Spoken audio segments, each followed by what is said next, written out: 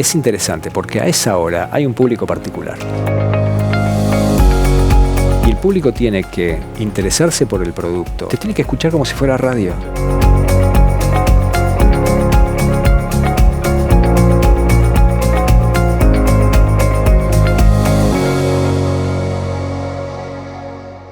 Bueno, Pepe, bienvenido. Muchas gracias. La primera vez en la redacción de La Nación. Sí. Comentaba recién aquí con algunos colegas, con algunos compañeros, incluso con algún amigo de la trayectoria periodística, que vivo bastante cerca, viviría a unas 20 cuadras aproximadamente, un poquito más, y pese a tener amigos aquí y demás, nunca había pasado por aquí. ¿Cómo es arrancar una nueva etapa con una trayectoria tan importante como la tuya, de tantos años? ¿Cómo es arrancar algo nuevo a esta altura de la carrera, de la vida? ¿Qué implica ese desafío? Primero implica agradecimiento, porque llegás a una etapa de la vida en donde mucha gente cree que ya no estás para los medios, no estás para lucir una imagen, no estás para afrontar los desafíos. Y sin embargo, he sido afortunado porque eso nunca sucedió conmigo. Y lo que implica es, primero, una gran responsabilidad para uno mismo y para con todos los compañeros que te acompañan y que trabajan contigo y que son tan generosos de darte toda su voluntad y toda su experiencia para acompañar un proyecto. Y implica un nuevo desafío, y tener desafíos a cualquier edad y después de cualquier recorrido siempre está bueno, así que implica todo eso y bastantes cosas más. Y a esta altura del partido, ese desafío, ¿es una doble responsabilidad? ¿Es empezar de cero? ¿Es revalidar títulos? ¿Se hace con una mayor comodidad o no? Es un poco de todo eso. No creo que se haga con una mayor comodidad. El día que vos encontraste una mayor comodidad o un mayor confort, ahí tenés que empezar a cuestionarte algunas cosas o a replantearte algunas cosas, pero después es un poco de todo lo que mencionaste. Fundamentalmente, como te dije, es una gran responsabilidad, creo que es una gran obligación de estar a la altura de quienes confiaron para un proyecto que me parece sumamente interesante, que no ha hecho más que crecer en los últimos tiempos, que le ha aportado calidad a la televisión, que ha aportado un caudal informativo muy grande, muy fuerte y de gran calidad. Basta ver quienes nos acompañan. Hay algunas de las firmas largamente más prestigiosas en la Argentina aquí, y me tienta mucho ese concepto de interactuación entre lo que es la multimedia, ¿no? Tener una televisión que ha crecido tanto, un canal de televisión que ha crecido tanto y que cuenta con un respaldo como nada menos que La Nación, y nada menos que con una redacción como esta, como dije antes, con personas tan prestigiosas. Si se logra amalgamar todo eso en un proyecto, me parece que tenemos una muy buena posibilidad. Y es interesante el vínculo hoy en los medios entre lo que es gráfica, redes sociales, medios digitales, televisión. Hoy no se puede pensar en una sola plataforma, sino en el diálogo entre todas esas posibilidades, ¿no? Me parece que hay una sola forma de pensar de eso, una sola forma de pensarlo, y es unificándolos, interactuando. Hay una interactuación allí con todos los recursos que hay, todo el talento que hay, con todo el aprendizaje y la dinámica que hay, que no puede desperdiciarse. Y me parece que si lo hacemos en la medida adecuada, con las necesidades informativas que hoy tiene la gente y los tiempos que hoy tiene la gente, me parece que tenemos allí una fórmula. ¿Te vamos a ver a partir de cuándo? A partir del lunes 3 de febrero, de 6 a 9 de la mañana. ¿Y qué equipo te va a acompañar? Me va a tocar un equipo. Yo siempre he tenido mucha suerte con los equipos que he formado. ¿Y los equipos con vos? Los equipos conmigo, ponele. Pero los equipos que yo he integrado siempre han estado mucho más que a la altura, siempre han sido fantásticas personas, compañeros y profesionales. Quienes me van a acompañar ahora no es la excepción. Acabo de saludarme con el Tucu, el Tucu Costa, a quien conocí en los años de TN, que es un profesional fenomenal. Y bueno, voy a tener a Julieta Rumi en Economía. También va a estar el Chiqui García en Deportes. Va a estar Silvia Stang, nada menos que la gran Silvia Stang, haciendo la parte de lo que tiene que ver con la jubilación, la información para los jubilados, crucial. Me parece una información crucial. Yo te diría que la información que hace determinados segmentos sociales hoy deberían encabezar los títulos principales, incluso antes que la economía y que la política. Y bueno, también el resto del equipo va a estar con Maxi Sardi en política, alguien a quien yo sigo desde hace hace bastante tiempo. Un equipo realmente muy, muy bueno y una compañera inigualable de una enorme experiencia y trayectoria que es Mariel Di Lenarda. El día que vos digas, quiero una compañera de ese nivel profesional, mirá que yo tuve a las mejores, y Sandra Borghi, la última que fue mi compañera, es una persona excepcional y una periodista de aquellas. Pero soy muy afortunado en contar con Mariel. Mariel es una profesional muy, muy buena que le va a hacer un gran aporte a la nación y por supuesto a todo el equipo y obviamente a mí. Con Sandra terminaron haciendo pasos de comedia prácticamente. Terminamos haciendo, es una generalización que acarrea injusticia. Los hizo ella, que tiene el talento para hacerla, y me indujo a hacer algo, y yo que soy un poco 4x4 fondo blanco, y soy un poco un gallego tosco para algunas cosas, era tal su nivel de buena onda, de simpatía y de compañerismo, que bueno, que yo de alguna manera traté de hacer el aporte que buenamente pude. No me sale mucho porque los pasos de comedia no son lo mío, pero reconozco que fue una experiencia enriquecedora, sí. ¿Cómo es informar a las 6 de la mañana? ¿Qué implica ese horario? Es interesante la pregunta. Implica ser conceptualmente muy fuerte, porque vos no podés abrumar a la gente a esa hora, y para poder darle la información que necesitas vos tenerla muy claro y resumirla de manera tal que en 3, a lo sumo 4 párrafos, vos le puedas hacer entender de qué se trata. Punto 1. Punto 2, no abrumarlo ni sobrecargarlo de imágenes ni nada que a lo mejor la mente a esa hora no puede procesar, pero sí tenés que ser lo más positivo en cuanto al desarrollo de la información para que sepa todo lo que está pasando. La persona que pone el noti a esa hora tiene que saber todo lo que pasa, porque seguramente en un rato estará saliendo y tiene que salir informado lo mejor posible, y para eso será sustancial que tengamos un muy buen sistema de información en general, pero en particular para todo lo que tiene que ver con el tiempo. La gente tenemos que tratar de ser lo más cercanos posible a lo que va a pasar, y el tiempo es importante para la gente y lo que está pasando con el tránsito, por si tiene que buscar rápidamente vías alternativas. Y en cuanto, el servicio, ¿no? El servicio. Y ¿sabes qué? Entiendo esto como una gran dinámica, una gran interactuación entre la gente y el equipo periodístico que está trabajando, entre el mismo equipo periodístico, y entonces te encontrás ante el desafío de ser contundente, claro, preciso y dinámico para dar la información. Y ojo, no solo de lo que te puede interesar acá en la Argentina, hay cantidad de cosas que ahora están pasando en el mundo. Vos pensás que son 4 horas más en Europa, son 6 u 8 horas más, por ejemplo, en Medio Oriente, que tenés un Extremo Oriente que ya está trabajando, y que incluso pasan muchas cosas en nuestro continente, porque ya es una hora en donde la dinámica la tenés, y además pasan muchas cosas todo el tiempo. Y nosotros haríamos muy mal si no somos lo suficientemente habilidosos como para, con todos los recursos que tenemos para contarlo, no llevárselo con los tiempos que la gente y la claridad que la gente necesita. Bueno, hablas de la agenda internacional, que es una de tus grandes especialidades, ¿no? Durante muchos años pensando y mirando hacia el mundo. Es interesante cómo has podido analizar y decodificar el mundo sin descuidar lo que pasa en nuestro país, ¿no? Y uno apela a tus conocimientos y a tus análisis desde esa perspectiva, ¿no? Desde pensarnos a nosotros, pero en el contexto internacional. Y me parece que ahí es un desafío bien interesante. Bueno, es muy interesante el punto que vos estás tocando, porque me parece que otra vez volvemos a la interactuación. Y me parece que allí, en la Argentina, en todos estos años, ahora no tanto, pero en la Argentina en todos estos años hemos tenido un déficit bastante marcado, y que es que el argentino, ya digo, no tanto hoy, pero el argentino ha vivido para mirarse el ombligo. Y entonces un poco le interesaba casi nada lo que pasaba afuera. No sé si el concepto es que nosotros éramos el eje del mundo, o que tenemos tantos problemas que a lo mejor no tenemos tiempo de mirar otras cosas, y si no tenemos tiempo de mirar otras cosas es que no entendemos que aquellas cosas que sucedan en otros lados pueden terminar afectándonos, que las políticas y los desarrollos que sigan los países centrales o los que alternativamente van manejando la batuta del mundo con acontecimientos claves pueden terminar afectándonos, que esos países en algún momento van a interactuar con nosotros, que tenemos que estar atentos a determinadas cuestiones, sobre todo si adoptamos programas económico-políticos estratégicos que puedan afectarnos, y me parece que de esa manera tenemos que empezar a mirar lo que pasa. Ahora, también mencionaste otro término, que es decodificarlo.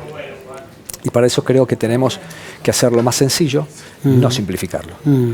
Hacerlo más sencillo para que la gente entienda claramente de qué se pasa y no llenarlo de repente de conceptos y de datos abrumadores, lejanos, sino para que de un modo lo más sencillo, ameno y directo posible pueda entenderse.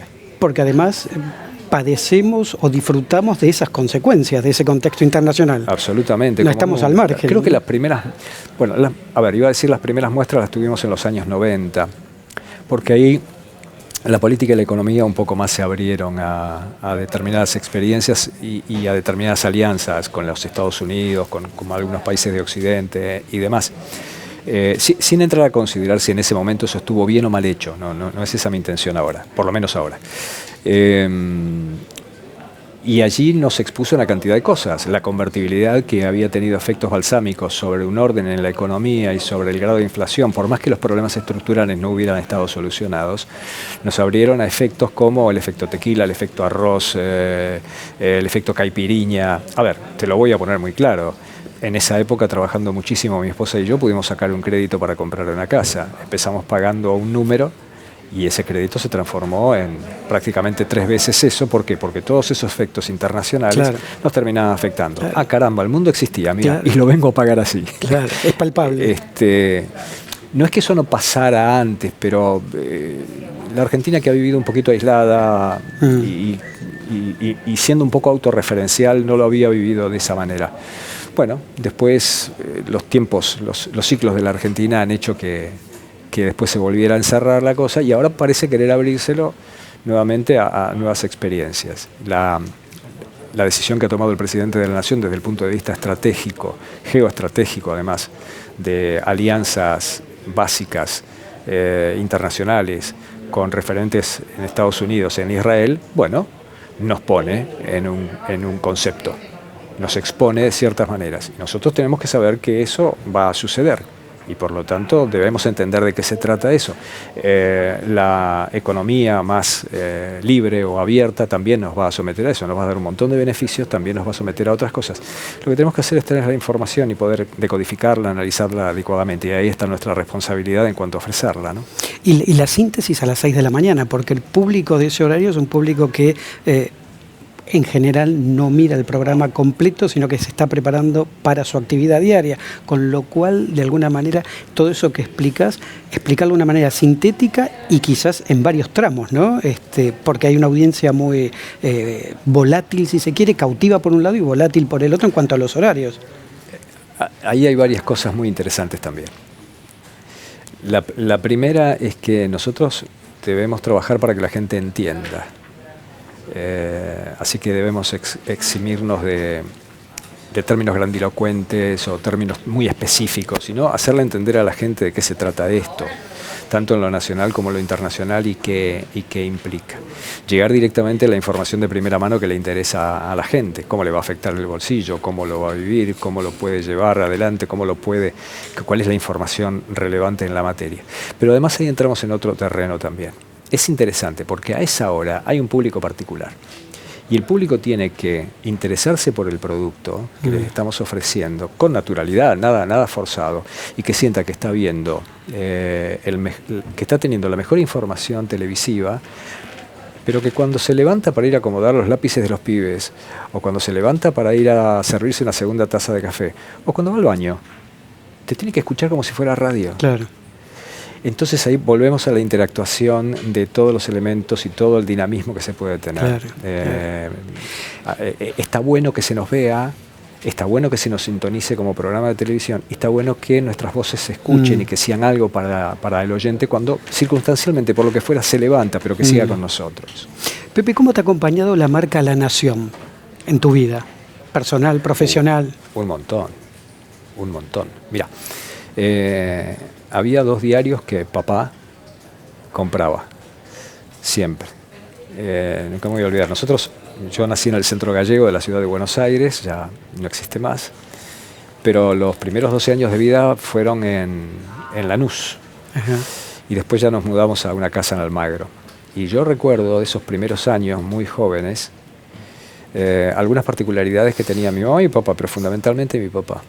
En radio es que papá escuchaba el Fontana Show, nunca voy a olvidar de eso. Recuerdo a él afeitándose y escuchando a Cacho Fontana, y yo me quedaba loco con eso. Escuchaba las transmisiones del Gordo Muñoz.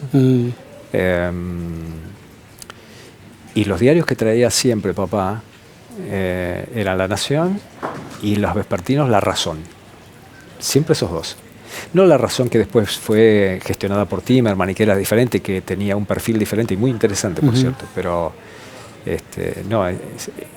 no ese, sino la anterior, la quinta o la sexta. La quinta o la sexta. Y el matutino La Nación, especialmente los fines de semana, que él separaba. Eventualmente alguna vez si había algo interesante que él juzgaba como interesante, especial, específico, capaz que se compraba la prensa. Pero no, sino el diario era La Nación. Entonces yo lo que me dedicaba ya de chico era a separar las distintas cosas. Siempre lo primero que leía era la página de deportes. Siempre me interesó. Lo separaba y así, y poco a poco iba incursionando en eso. Pero así que La Nación me ha acompañado desde mis primeros años, casi desde que comencé a leer. Así que Magdalena Ruiz Guiñazú decía, nadie se acostumbra a amanecer a las 4:10 de la mañana. Y lo decía ella, que pasó gran parte de su vida amaneciendo a esa hora para hacer sus programas de radio. ¿Cómo es ese ritmo de vida? ¿Vos estás acostumbrado a madrugar? ¿Cómo es ese ritmo de vida? ¿Cómo estructurás tu día a partir de ese horario? Me traes el recuerdo de Magda, la más grande que yo conocí, con todo respeto para muchísimas colegas que tienen un nivel y han tenido un nivel extraordinario periodístico. Pero Magda para mí es la más grande de todas. Cuando tuve oportunidad hace un tiempo de recibir un Martín Fierro de radio, ella hacía poquito que había muerto y la primera que se lo dediqué fue a su memoria. Porque yo te puedo contar de primera mano cómo era Magda a las 4:30 de la mañana. Pues ya se levantaba a las 4, ponerle que llegaba a las 5. Nosotros estábamos terminando el noticiero de Radio Continental a esa hora. Nos íbamos a tomar el café con leche con las medialunas con los compañeros y Magda ya empezaba a estar en el aire a las 6 de la mañana. Y Magda lucía radiante, impecable, maravillosa. Si se acostumbraba o no, la verdad es que no es una materia en la que yo me hubiera fijado, porque era una mujer increíble, era una compañera extraordinaria, de una humildad notable, y era el pedazo de periodista que era, inigualable, y así lo fue hasta el último de sus días. Y generosa. Me voy a quedar corto con las palabras. Entonces yo no sé si se acostumbra uno o no. A ella, con todo lo que era, se acostumbraba y le sobraba. Todos los demás que estamos en el llano y que somos mortales, digamos que tiene un costo porque uno tiene familia, a veces no puede acompañarlos cuando hay un cumpleaños a la noche o algo por el estilo, porque los tiempos mandan y si vos no estás lúcido a la mañana siguiente es un problemita. Pero es cierto, tiene particularidades, pero nada que no vaya a ser superado. ¿Cómo se construye credibilidad? Vos sos un profesional de una enorme credibilidad. ¿Cómo se construye a lo largo de los años? Cuando uno dice Pepe Gil Vidal, ahí se habla con respeto, inmediatamente aparece la empatía de la gente, sos una voz autorizada. ¿Cómo se construye eso a lo largo de los años? Y si lo vivenciás, si sos consciente de eso. Bueno, primero te agradezco el concepto. La verdad es que sos muy generoso. Lo segundo, soy consciente parcialmente de eso, porque muchos compañeros, muchos referentes, muchas personas me lo hacen saber. Algunos influidos por el cariño, seguramente. Pero yo no creo que haya un secreto para construir eso. Me parece que están para eso las trayectorias y para eso está expuesto lo que está expuesto. Como dicen los españoles, no hay trampa ni cartón. Ahí está, es lo que ves. Vos sabés que yo soy una persona de perfil extraordinariamente bajo. Extremadamente bajo. Extremadamente bajo. Y no lo hago ni por pose, ni porque... Me sale así naturalmente, he sido así toda la vida. Para muchos aspectos, en todas las cosas que he encarado en mi vida. Y yo creo que la gente entiende eso, comprende eso, ve el desarrollo de las cosas, ve una imagen, escucha mucho. Mucha gente me identifica por mi voz, por los años de radio, asimila todo eso y entiende que, bueno, quien hace todo esto es un tipo que en el recorrido de los años mantiene una conducta y mantiene un estilo y mantiene una forma, y lo que te dice puede estar más cerca o a lo mejor un poquito más alejado de la realidad o no. Siempre pasan cosas, pero que en términos generales está hecho con honestidad intelectual. Y me parece que ahí puedes tener un resultado. El resto lo hace la generosidad de la gente. Infancia en Lanús, luego Almagro, un papá que compraba los diarios. ¿Cómo fue germinando esa vocación? Uy, hay mucho de ejemplo hogareño y algo de fortuito también en todo esto, ¿no? Porque vos sabés que papá compraba los diarios, papá era de leer a pesar de que no tenía una gran escolaridad. Papá era un inmigrante de Galicia, de un pueblito muy chiquitito, Milayendo. ¿A qué se dedicaba? Papá tenía bar. Empezó como camarero en el año 1948, ya había sido camarero en Lisboa. Él, cuando tenía 17 años, la familia lo puso a salvo de la guerra civil y lo mandó a Portugal. Después lo pagó caro porque cuando volvió terminó en un campo de concentración franquista. Pese a que papá no tenía militancia republicana, ni socialista, ni nada, ¿no? Pero ya tenían varios hermanos, 2 o 3 hermanos en el frente y no querían que otro estuviera en esa condición. Mi papá desde los 16, 17 años se fue a trabajar a Lisboa, empezó como camarero, era una persona muy competente, muy observador, muy trabajador, casi obsesivo en algunas cosas a la hora de aprender, y con un oficio muy bien desarrollado desde chico. En el año 1948 decidió venir a la Argentina. Con una voluntad inquebrantable y con esa capacidad de trabajo, empezó a trabajar como camarero y posteriormente ya tuvo sus propios negocios. Así hasta el año 1995, en que se volvió a su España natal con mi mamá. Ajá. Y bueno, ahí desarrollaron todos esos años, ¿no? Regresó, hizo volvió, el viaje regresó. Siempre tuvo en la mente volver. Siempre tuvo en la mente volver y contarnos a nosotros, a mi hermano y a mí, contarnos todo lo que habían vivido, dónde estaban los secretos familiares. De hecho, yo conozco la casa paterna, donde papá nació en 1920, y conozco el origen de la casa materna, conozco esos pueblos como la palma de mi mano, he ido infinidad de veces.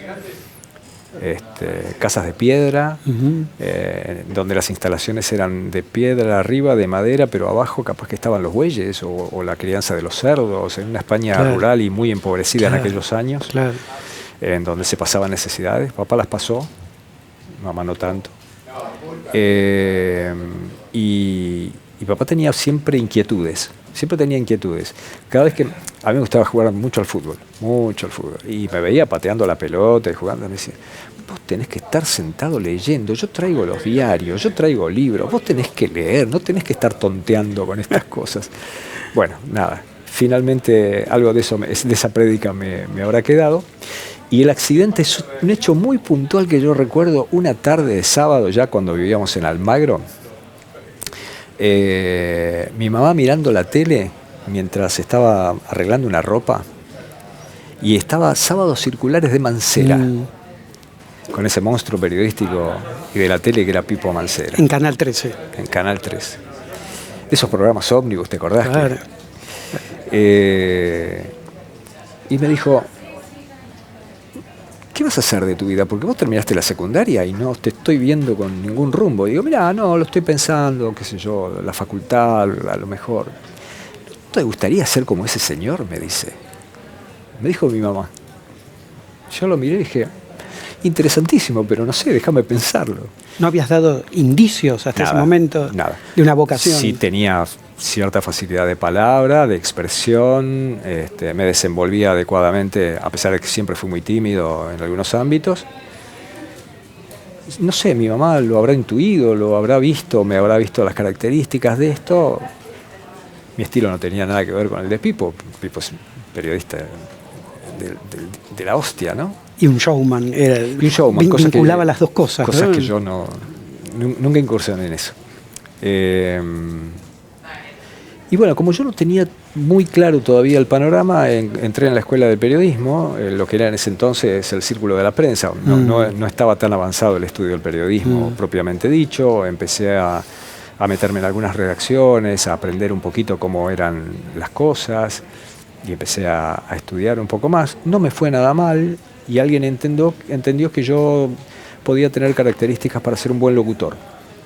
Salí de ahí, hice la escuela de locutores del COSAL, y terminé las 2 carreras, 6 años en total, y golpeé la primera puerta en Radio Continental, y la casualidad hizo que quien estaba a cargo de la locución comercial me dijo: mira, no tengo en este momento puesto específico, pero sí donde en general tienen necesidades en la redacción del noticiero. Ajá. Digo, bueno, mejor que mejor, es lo que más me gusta. Ahí fue, y estaba don Alfredo Vega, un hombre de la Nación. Alfredo Vega era redactor de política, era el jefe de política en aquellos años, estoy hablando de 79 o 80.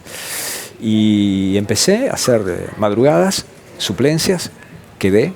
Después me fui a vivir a España, y un largo etcétera, pero cuando volví ya me estaban esperando de vuelta en Radio Continental, y a partir de ahí todo lo que se desarrolló.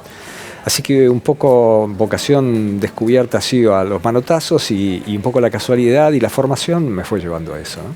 ¿Cómo te llevas con la vida pública? Hablábamos de tu perfil bajo, sos una figura muy instalada, muy reconocible.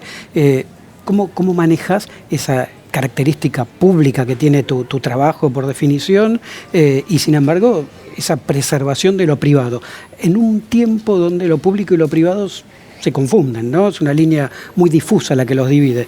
Sin embargo, en tu caso parece ser que esa línea está muy marcada, a pesar del trabajo público. ¿Cómo lo has llevado adelante eso? Para mí es de lo más normal. Primero porque la timidez. Yo soy un tipo tímido. Puede parecer lo contrario, pero soy un tipo tímido. Y lo segundo, porque vengo de un lugar con fundamentos de mucha humildad y de mucho trabajo. Mucha humildad y mucho trabajo. No son méritos que tenga yo, son cosas que aprendí de mis viejos, que aprendí de muchos vecinos del barrio, que aprendí de muchos chicos, de compañeros de colegio en aquel entonces, de la escuela primaria, ahí en la calle Anatole France, en Lanús.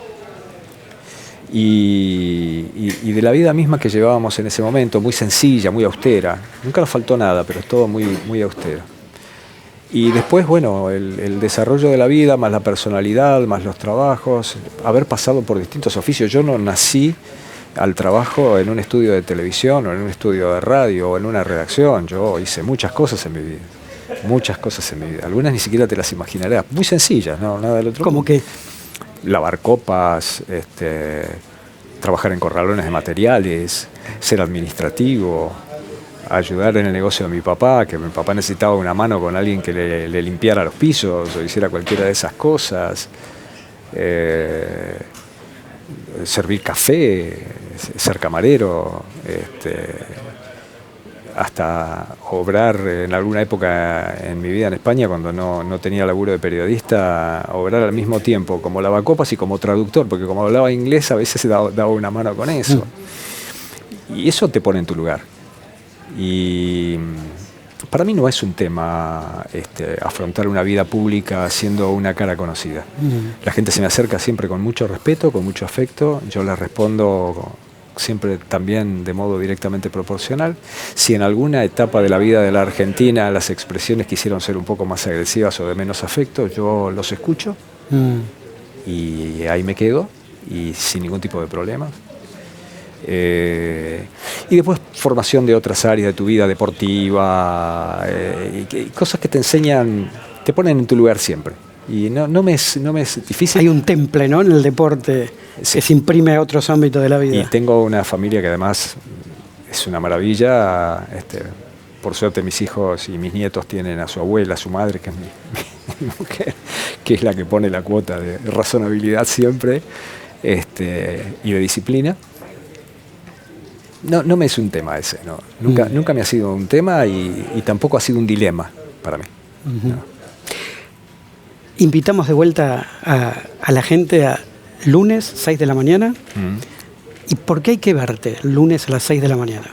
Hay que vernos, a todo el equipo, porque tenemos como siempre la mejor información, la de mayor calidad, la calidad que amerita la nación más, porque esta es una verdadera academia de periodismo, porque esta es la casa de las noticias y hoy contamos con todas las posibilidades para disfrutar de este combo maravilloso, que vamos a ver si somos capaces, y yo creo que vamos a ser capaces de sacarle el mejor resultado, y creo que deben vernos porque lo vamos a informar.